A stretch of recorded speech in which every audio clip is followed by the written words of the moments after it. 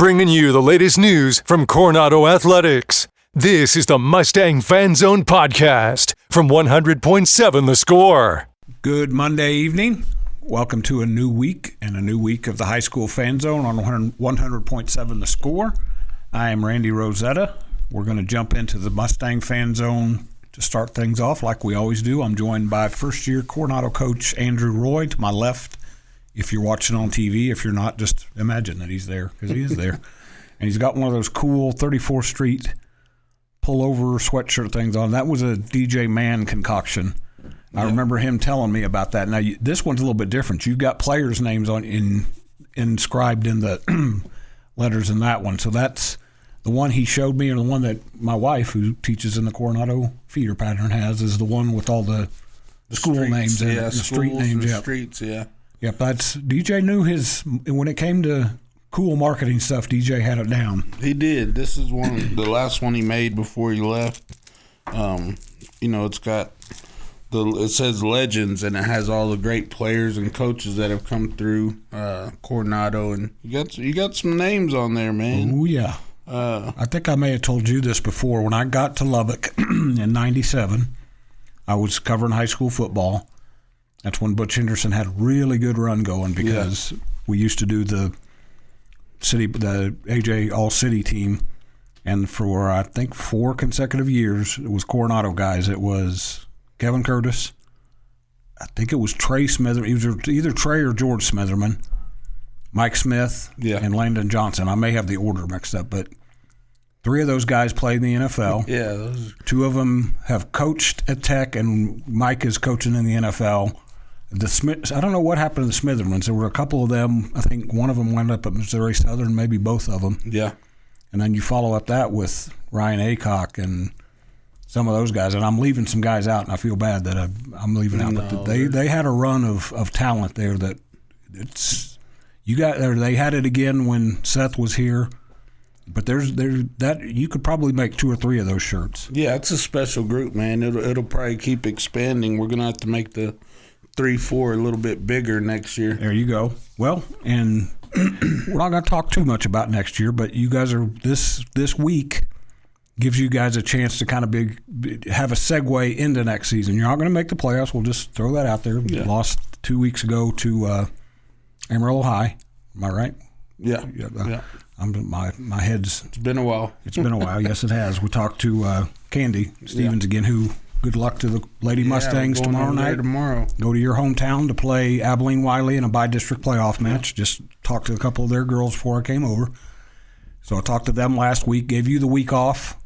You're back. We talked about that a little bit before we came on. That's an awkward situation. You get beat in a game that eliminates you from the playoffs, and you've got to play a city rival to finish out the season, but wait a minute. We're going to give you a week off first. Yeah, I know. It's that off week came at an awkward time, but it was needed. It was probably needed about 2 or 3 weeks ago, but we took it, man. We took advantage of it. We had fun last week. We competed.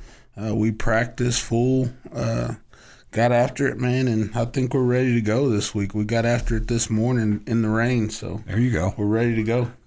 And I played on teams that never went. Well, let me take that back. We went to the playoffs one year when I was in high school. But regardless if we were going to the playoffs, I always liked the end of the season practices because of that. Because you knew there'd be a little bit of weather, there'd be the see your breath weather.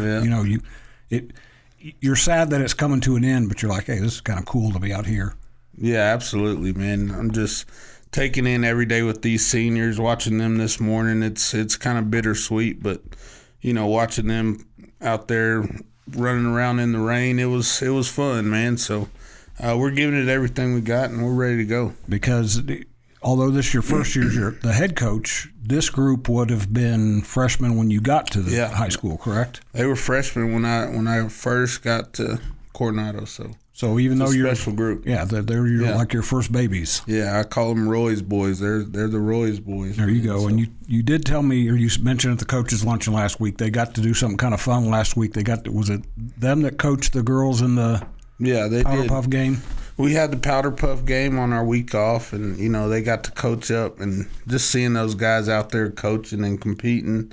they're emulating some of their favorite coaches, and it was fun to watch. You could kind of see your style in some of them. And who does the best Andrew Roy imitation? Oh man, I don't know. Our photographer. We had twin day too, so okay. Our photographer, 34 Flicks, Cooper. Cooper Shields. He dressed as me, and he was a coach for us. So that was my boy, man. So. It was fun to watch. The girls got after it now.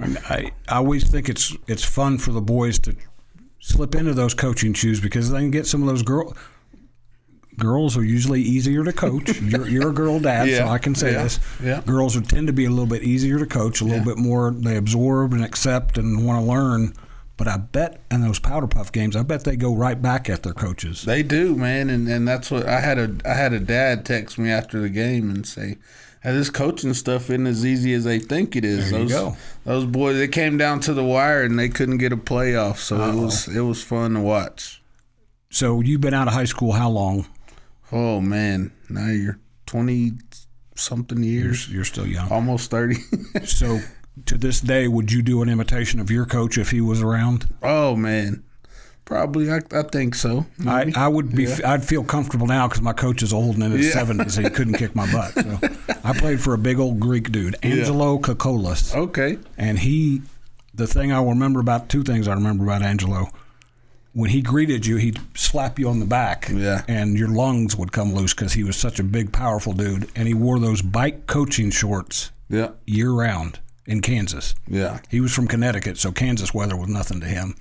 Those bike coaching shorts, I've talked to Joe Sexton about this. Are you glad that the bike coaching shorts are a thing of the past? Absolutely. I couldn't be comfortable. No, they're cutting off circulation in the wrong places at the wrong time. I'm too big for those, man. I can't do it. Yeah, we better start veering in a different direction on this deal. We're going to get in trouble. Friday night, 7 p.m. at Lowry Field, Lubbock High and Coronado. First, you guys have played a bunch. Hadn't played the last couple of years because Lubbock High was in a different district. That will be on 96.9 The Bull. It's an interesting game. Both teams are out of the playoffs, but both teams still have something left to play for. And at the top of that list is a little bit of pride. So we'll talk more about Coronado, what they've got coming up this week, and then maybe take a little bit of a peek ahead at who's coming back and what Andrew Roy is going to start sculpting in this offseason when we come back after the break on the Mustang Fan Zone on 100.7 The Score. Bringing you the latest news from Coronado Athletics. This is the Mustang Fan Zone podcast from 100.7 The Score. Welcome back to the Mustang Fan Zone on 100.7 The Score. This is Randy Rosetta. I'm with Andrew Roy, first-year Coronado coach, first-year head coach, but like we mentioned, he's been around the last 4 years, so this group of seniors is his first group that he's seen through, and there's some dudes. We've talked all season long. Things haven't gone the way you guys wanted, but it's not because you guys have not coached them well or because you don't have some talent. So kind of go through some of those guys that have been the guys since you got there to Coronado that kind of stick out in your mind as guys who have done what you wanted and are just really good football players. Yeah, so you start off with Isaiah Vasquez. Gosh, I remember him as a freshman and him just how he threw the ball, and he threw a pretty ball as a freshman, and we knew he was going to be special. He kind of came up as a sophomore, didn't get to play much as a sophomore. He sat and watched, and last year he came up and played a little bit, didn't go the way we wanted to. This year he had some injuries, so it's tough, man. It's been tough, but we got some things planned for him. Going to try to get him to 2,000 yards passing this year, which I think is a big accomplishment. With him missing, he missed 3 games, I think. So that's big.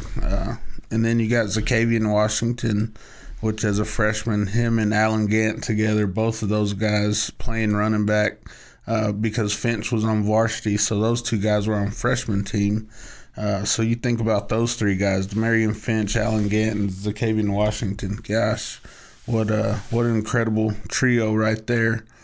So we thought, coming in as freshmen, this group was really special, and they've proven to be really special. Dom Parrish, just guys like that have just helped out so much on every level of our campus, not just athletics, but they're great in academics and they're great in the school and they're great for our community.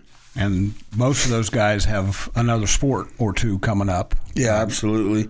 They'll run track. We should have a good track team this year. Hopefully push to get some guys to state. Hopefully get some relays to state. Alan Gant, hopefully pushing him in a race or two to get to state. That dude's fast. Yeah, he's one of the fastest in the state. And then you got Dom Parrish going to basketball. You got Isaiah Vasquez going to help the baseball team compete for a playoff spot. So we're excited, man. We're excited. We're frustrated about the way the football season went, but these guys are going to help Coronado be great in so many other aspects of everything. Well, and we talked about this a little bit during the break. It was a tough athletic year for Coronado last year. The playoffs were not a common thing for anybody. I think your golf team, I think it's big for your school that the volleyball girls have clinched the playoff spot and they're playing in the playoffs. That volleyball and football kind of go hand in hand, setting a tone for the rest of the school year. So I think that's good for all of your athletes at Coronado. Absolutely. I think one of the biggest, consistent programs has been our girls' soccer program. Yes. Oh, yeah. Well, now, you look across the board, I think we've hired some great coaches. Candy's done very good in volleyball. I think our boys' soccer program is on the rise. We have great numbers right now. Eric Carrasco's doing a great job. Our girls' soccer program is going to keep rolling with Coach Olivares. And then baseball and softball, I think, are going to compete really well this year. And then, of course, our swim team and our golf team are going to do what they do always. All-Star Caldwell, if he ever listens, he's going to kick me. I forgot to mention they had a nice run at the end, especially. They had a great run, and that was a tough one to lose because you don't want to see that program go down because they've been so good for so long. Because that was a weird day in soccer for Lubbock because the three teams that got to the regional tournament all lost on something a little bit fluky. Yeah, I'm not a soccer expert, but I can tell when a team has outplayed the other one and just happened to lose the game. Yeah, we're happy, man, with all of our programs right now. Cross country just went to state with Z going and competing, finished 30th. Yeah, out of 148. Impressive. So that's impressive, and I think our girls track program is going to be special this year. So we're not football's over, but we're not done. Well, and this is your chance now. Your sub-varsity guys, not necessarily. We'll talk about it after the break. We're coming up on a break, but not necessarily win-loss, but what you saw from them. Just kind of think about that before we go to the break. Coronado has the season finale Friday night, 7 p.m. at Lowry Field against Lubbock High. It's on 96.9 The Bull. Mustangs are 2-7. Westerners are 3-6, so neither team is playoff bound, but there's a lot to play for. Two good friends coaching against each other for the first time, so there's a lot of kind of behind-the-scenes type of stuff going on. We'll have Juan comes on the Fan Zone tomorrow. He's going to talk to Choice Woodman. I'll be out actually covering some volleyball. But we'll talk more about the Coronado season and what lies ahead when we come back for the final segment of the Mustang Fan Zone on 100.7 The Score. Bringing you the latest news from Coronado Athletics. This is the Mustang Fan Zone podcast from 100.7 The Score. Welcome back to one more segment of the Mustang Fan Zone. I don't know if we'll talk to Andrew Roy again next week. We'll kind of see how things go I need to get a couple of your basketball coaches in here and get them going before they get too busy. Basketball gets awfully busy. I know you guys have football coaches or creatures routine. You do this, this, and this. Basketball, you just blow and go, man. They're already going too. They've been. We had scrimmages at our place Saturday, and then the girls played a game Saturday evening. And it was just an all-day affair, and they were ripping and running, man. So it goes fast. I mean, you were a baseball guy, so you know what that's like in the spring, too. And you're a coach now. Coaches like practice. Players like games. Am I wrong about that? Absolutely. They like to get out there and you get tournament season going. You got track meets going. You got softball going. You have everything going. So, and you're going to be like a very vigilant papa after Friday night because you want to watch and see how your guys do in different things, your younger guys especially. Oh, yeah.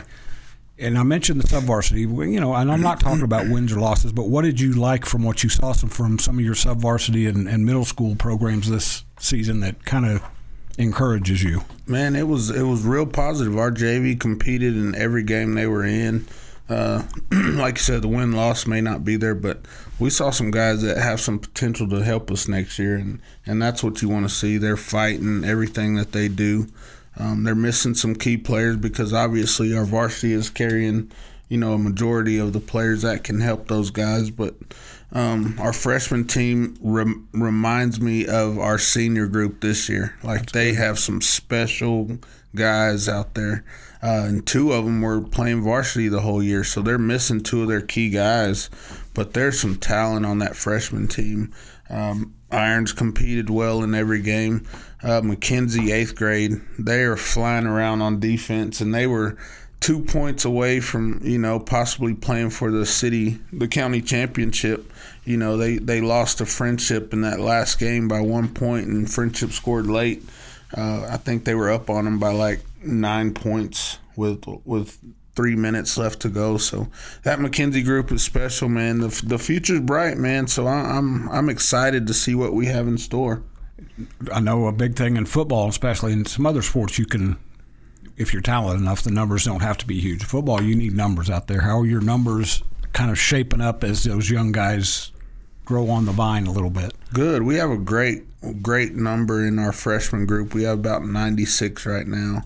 And then we're going to have, probably the same amount coming in next year. But we tell those guys, as freshmen, we always get a big group. But who can stay with it through off season, and who can handle, and we want guys that can be mentally tough and can handle tough situations.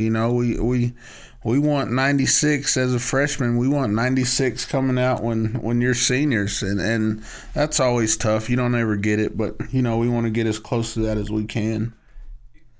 That's always the retention thing is a big deal, and we're still way early, but you also start looking at, if you're in a position now, you kind of have to look at the what realignment could bring.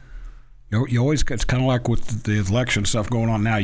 There's the election now, but you always start thinking a little bit ahead, because you guys were pretty close to being a Division 5A, Division 2. You and Lubbock High both, and that, not that it's any easier, but it changes things because it puts you a little bit on a more even playing field, I think. Yeah, absolutely. I mean, you go look at the numbers. I think Abilene High has, one of the highest enrollments in 5A D1. Yeah, because they dropped from 6A to 5A. Yeah, they're a couple students away from 6A. And then you got Amarillo High and the Tascosas, who have a lot of enrollment. Us and Lubbock High are kind of, right there on the edge, but we'll compete with whoever we have to be with. That's nothing we're wanting to look at as far as that goes, because we don't have any control over that. Nope. So we'll play whoever we have to line up against. UIL gives you those dates, and you've got to give them the numbers, and they crunch them. I don't know if you and I have talked much about this. We will as time goes by, but I don't think we're far away from a couple of Friendship schools being 5A, a couple of Lubbock Cooper schools being 5A, and then Coronado, Monterey, Lubbock High. That's going to be we may have our own district in Lubbock. Yeah, we may have our own district here, and that'd be fun. I think we're getting close there. So where did you recommend Candy to take those girls in Snyder to eat? Oh, I haven't told her anything yet, but I recommend Spanish Inn. She can go get enchiladas or chicken fried steak. That might have been what they were getting ready for. I was watching them make their order when I left, so maybe maybe the word got to them. We will be back after the break with the Matador Fan Zone, but thank you to Andrew Roy for tonight and for all season for coming in to talk on the Mustang Fan Zone. Mustangs at home. Lubbock High's at home too. 7 p.m. Friday against Lubbock High. Regular season finale for both teams. That's on 96.9 The Bull. We'll be back on 100.7 The Score after this break with the Matador Fan Zone.